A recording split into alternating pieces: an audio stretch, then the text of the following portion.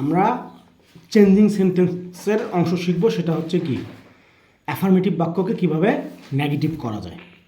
Affirmative two কি শিখবো বলো? Affirmative two negative. আমি তোমাকে পড়াইছি, কি পড়াইছি যে অ্যাসারেটিভ বাক্যকে দুই ভাগে ভাগ করা যায়। কয় ভাগে ভাগ করা যায়? দুই ভাগে। একটা হচ্ছে কি অ্যাফার্মেটিভ আর একটা হচ্ছে নেগেটিভ। তার মানে হচ্ছে একটা হা বোধক আর একটা হচ্ছে না বোধক, তাই তো? এই চেঞ্জিং সেন্টেন্সের মূল বিষয়টা তোমাকে আমি বলছিলাম যে বাক্যের রূপের পরিবর্তন হবে কিন্তু অর্থ কী থাকবে?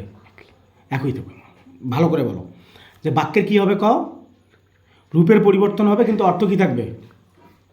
বাক্যের রূপের পরিবর্তন হবে কিন্তু অর্থ ঠিক থাকবে। তার নাম হচ্ছে কি চেঞ্জিং সেন্টেন্স, তাই না? তাহলে আমরা অ্যাফার্মেটিভ থেকে নেগেটিভ করব কিন্তু বাক্যের কী পরিবর্তন হওয়া যাবে না? অর্থের কোনো পরিবর্তন হওয়া যাবে না।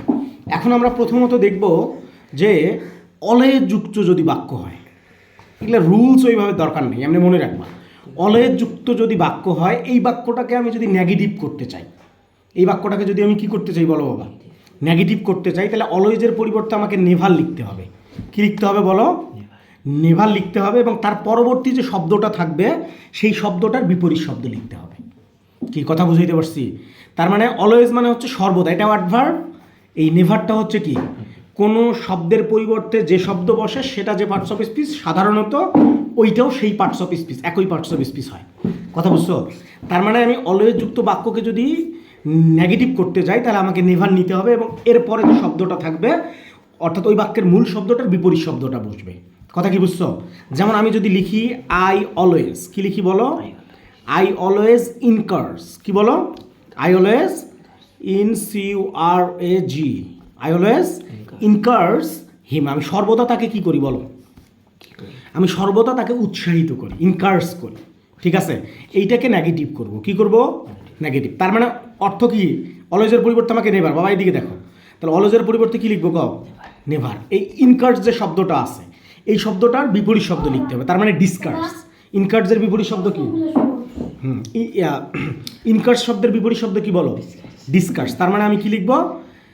ডিসকার্স, COURAG, ডিসকার্স হিম। আই নেভার ডিসকার্স হিম। এখন অর্থটা দেখো বাবা, আমি সর্বদা তাকে কি করি? উৎসাহিত করি।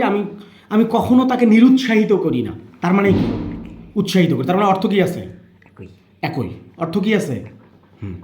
ভালো করে বলো। কি বলো? যে আই অলওয়েজ ইনকার্স হিম, আমি সর্বদা তাকে কি করি? উৎসাহিত করি। আই নেভার ডিসকার্স হিম, আমি কখনোই তাকে কি করি না? নিরুৎসাহিত করি না। তার মানে কি করি? উৎসাহিত করি। এটার নামই হচ্ছে কি চেঞ্জিং সেন্টেন্স। তাহলে কি বললাম বলো? যে অলওয়েজ যুক্ত যদি বাক্য হয়, কি বাক্য? অলওয়েজ যুক্ত বাক্যকে আমি নেগেটিভ করতে চাই, যদি চেঞ্জিং সেন্টেন্সের নেগেটিভ করতে গেলে আমাকে অলওয়েজের পরিবর্তে কি লিখতে হবে? নেভার। এবং অলওয়েজের পরিবর্তে কি লিখবো বলো? অলওয়েজের পরিবর্তে নেভার লিখবো, এবং ওই তারপরের যে শব্দটা থাকবে অর্থাৎ ওই বাক্যের মেইন শব্দটার বা মূল শব্দটার বিপরীত শব্দ আমাকে লিখতে হবে। তাহলেই সেটা হয়ে গেল চেঞ্জিং সেন্টেন্স। ঠিক আছে কথা?